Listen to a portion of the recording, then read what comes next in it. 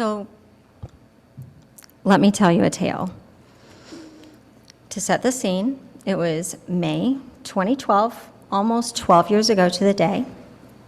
I was 5 months pregnant with my first. I had just ordered lunch when my phone rang.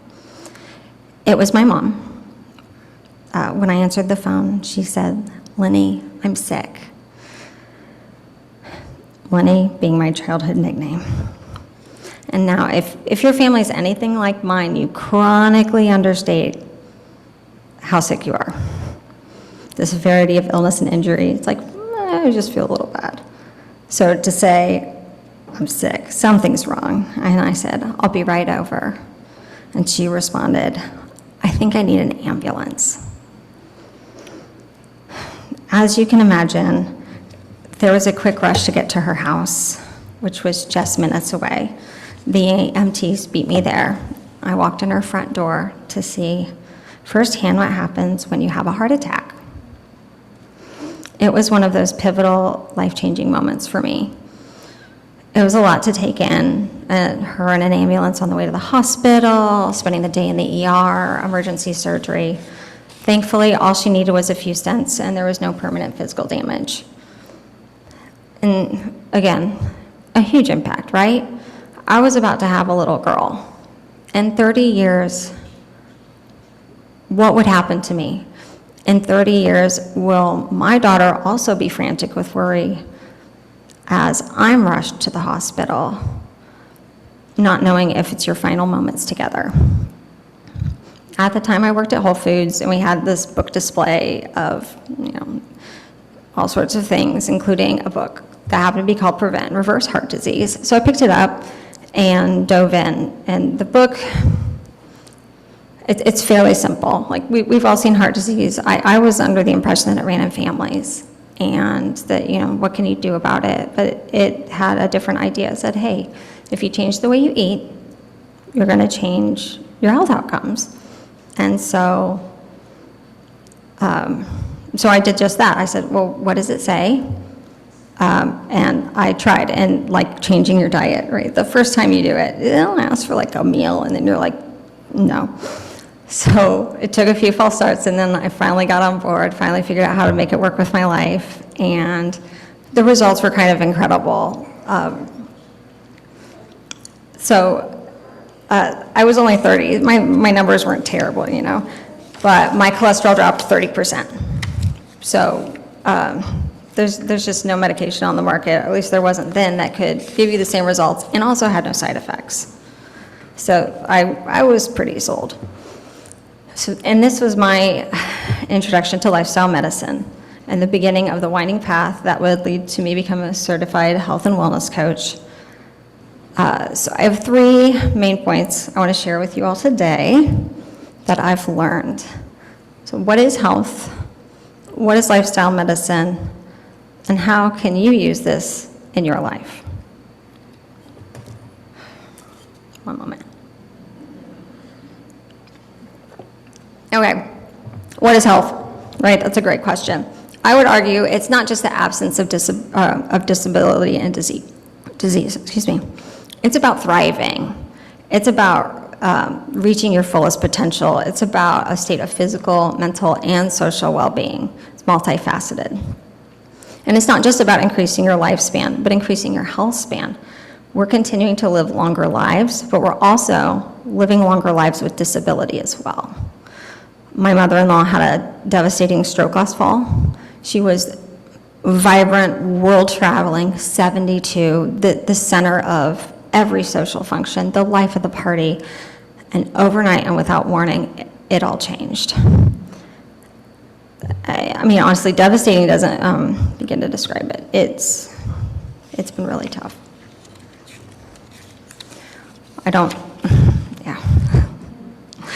Okay, let's get on to happy things. So what is lifestyle medicine? Now that I'm all doom and gloom over here about all these things that are going wrong.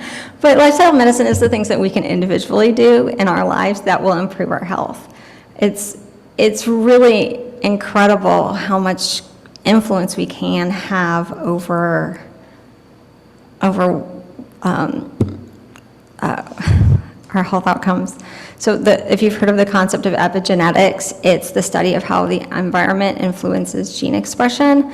They've done a lot of different studies on like breast cancer and other areas. A good example also would be Alzheimer's. They've found genes that are associated with Alzheimer's. And if you get one copy of the gene, your chance of getting Alzheimer's doubles. But if you get 2 copies, it's at least 8-fold chance of increase. But at no point is it 100%. That's what the influence of how you live your day-to-day life matters. You're not destined. You have a certain amount of control over it. But also, on the flip side, there's nothing you're going to do that's going to make you bulletproof, right? How much kale does it take to reach nutrient nirvana? Like, you can't. No amount of quinoa, no amount of running, not all the meditation in the world is going to make it so that nothing ever happens to you. You're just stacking a deck in your favor. So the 6 categories are, when it comes to like lifestyle medicine, would be diet, sleep, exercise, stress, relationships, and avoiding toxic substances. Just as a recommendation, so you're like, well, what do they mean? I heard all this conflicting stuff. We should be avoiding gluten or lectin or blah, blah, blah, blah, blah. How do I sleep? I don't know. There's a book that says you can sleep 4 hours a day and you'll be fine. Let me break it down for you. So for diet, you need to eat 5 fruits and veggies a day. Average Americans are eating half of that, including me, right? Like, we all need to be doing double whatever we're doing. Whatever you're doing, just double it. We're going to be good. To quote Michael Pollan, the author of Omnivore's Dilemma, eat food, not too much, mostly plants. I would argue we need to go back to talking about food like it's food again. No more carbs, no more protein, good fat, bad fat. Like, we're not chemists. We know what meat is and potatoes. We know what dairy is. We know what junk food is. Is it the gluten or is it the fact that it was pie? So we need to eat more real food. We need to eat food we make at home, and we need to make treats special again. If we celebrate every day like it's our birthday, we're going to reduce our actual number of birthdays. When it comes to sleep, it's not just quantity, but it's also quality. Since the invention of electric lights, we're getting 1 less sleep cycle a night, with the deep sleep and REM sleep. We're staying up later. We have more things to entertain us. Netflix is available at any time of day. So if you think about, we're getting 1 less sleep cycle a night, 7 days a week, that's 7 times we're down, we're in the hole in debt, 365 a year. That's gonna add up. It's vital for our well-being. It does everything: emotional well-being, physical well-being. It's kind of important. Our body needs the rest. Exercise means moving. It does not mean that we're doing an Ironman. That sounds crazy. I'm sure someone in here has probably done it. That sounds nuts. It's brisk walking, 30 minutes, 5 days a week. So take your dog for a walk, and if you need one, you can have mine. Stress is hard to avoid because being alive is going to be stressful. A few techniques for getting through the tough times helps. Changing the things you have control over helps. Taking a drink of water when your mouth is dry and you're on stage in front of people helps.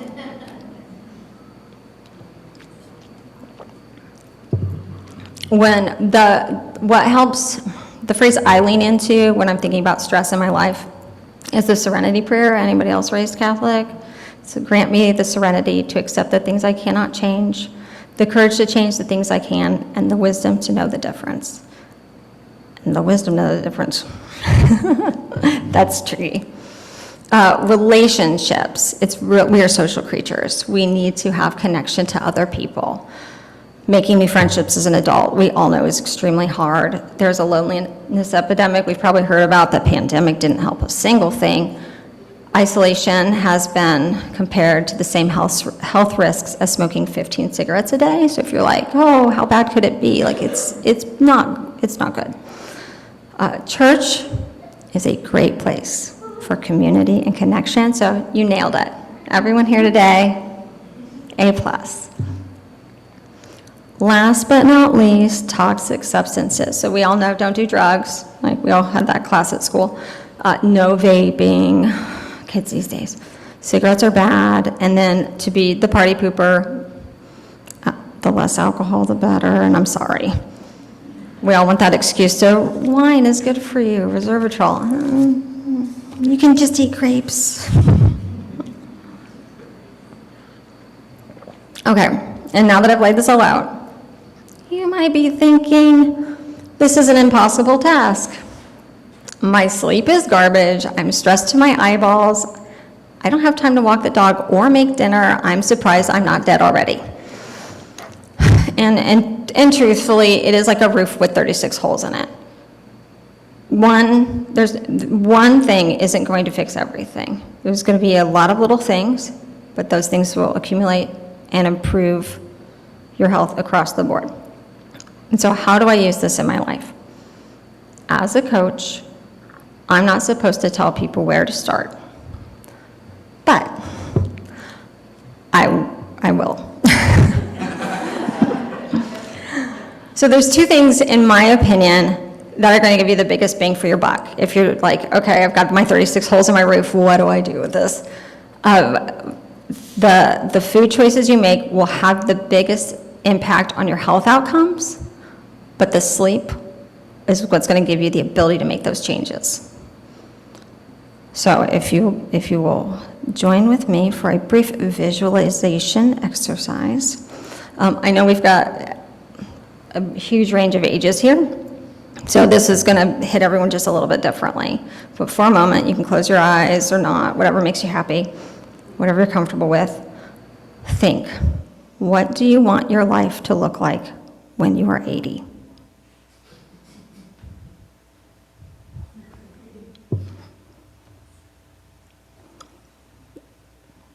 Okay, would anyone want to share what that looks like for them? If you're 80, add 10 years. I'll share. Okay. I visualize myself being skinny and playing pickleball. There we go. Skinny and playing pickleball, right? Like, you want to have a fun, vibrant life. You want to be enjoying hobbies. You want to be in good shape. No one says, I want to be in a wheelchair in a nursing home. Like, nobody does. That's not a good time. Okay. So take that with you and think about when you're like, what changes am I going to make? That's your end goal. I am missing a page of my papers. Give me one moment to shuffle.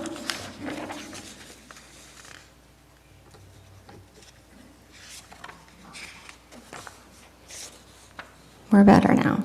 Okay.